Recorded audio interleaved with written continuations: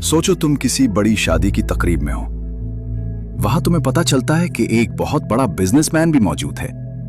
ऐसा आदमी जिसके साथ एक तस्वीर तुम्हारे करियर को 10 साल आगे ले जा सकती है। तुम्हारे पास मौका है, सिर्फ 5 मिनट। तुम उसके पास जाते हो। अब बताओ क्या कहोगे? क्या तुम अपना रेज्यूमे थमा दोगे? क्या कहोगे, सर प्लीज मुझे एक मौका दे दीजिए?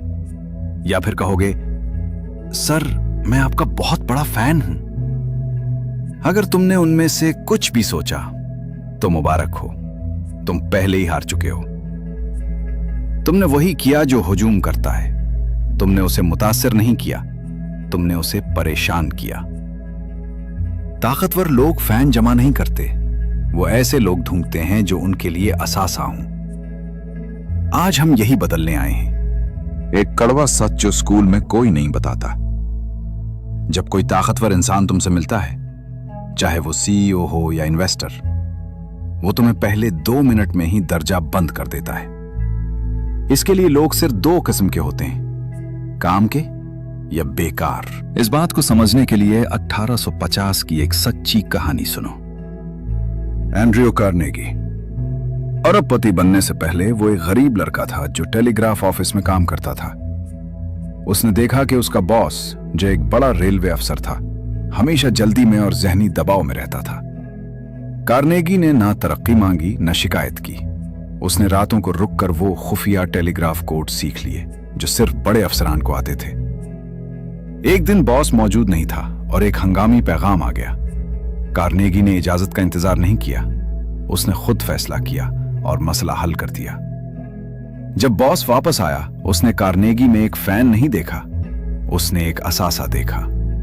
वो बॉस पर बोझ नहीं बना, वो बॉस की ताकत बन गया। अब आते हैं हिकमत अमली पर। नए लोग सीधा बादशाह पर हमला करते हैं। यह सबसे बड़ी गलती है।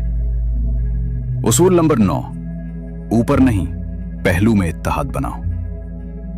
असल ताकत तख्त के आसपास होती है, पीए, सेक्रेटरी, राइट हैंड।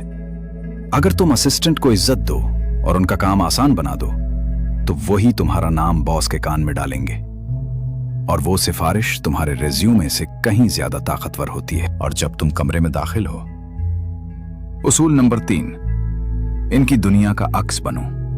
अगर वो संजीदा हैं तो तुम संजीदा रहो, अगर वो मिजाहिया हैं तो थोड़ा खुल जाओ। ये अदाकारी नहीं है, ये फ्रीक्वेंसी मैच करना है।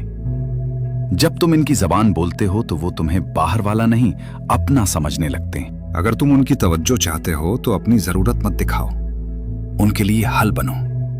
उन्हें यह मत बताओ कि तुम क्या चाहते हो, ये दिखाओ कि तुम उनके लिए क्या कर सकते हो। अब आती है सबसे बड़ी चीज, एतमाद। एक आदमी था, विक्टर लिस्टिग। उसने एक बार ईफिल टावर कबाड़ के तौर पर बेच दिया। हाँ, सच में उसके पास कोई असल ताकत नहीं थी, लेकिन जब वो मीटिंग में दाखिल हुआ, वो ऐसे चला जैसे वो सरकारी अफसर हो। कोई खौफ नहीं, कोई हिचकिचाहट नहीं। लोगों ने उस पर यकीन किया क्योंकि उसने खुद पर यकीन किया।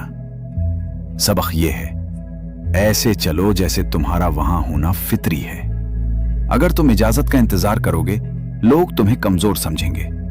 अगर तुम ऐसे पेश आओ जैसे कुर्सी तुम्हारी है, तो लोग मान लेंगे कि तुम उसके काबिल हो। याद रखो, दुनिया दिखावे पर चलती है।